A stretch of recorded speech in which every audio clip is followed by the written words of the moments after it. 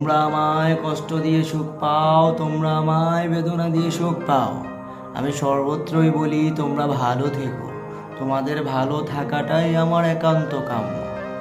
আমার বেদনার কারণ যদি তোমাদের আনন্দিত করে, তাহলে আমি বেদনা পেতে চাই। আমি তোমাদের আনন্দে আনন্দিত হতে চাই। আমি তোমাদের প্রতি চিরকৃতজ্ঞ, কারণ তোমরা আমাকে নিয়ে আলোচনা সমালোচনা করো তোমাদের গুরুত্বপূর্ণ টেবিলে। আমি পৃথিবীর প্রাণীকুলকে ভালোবাসি, আমি তোমাদেরও ভালোবাসি।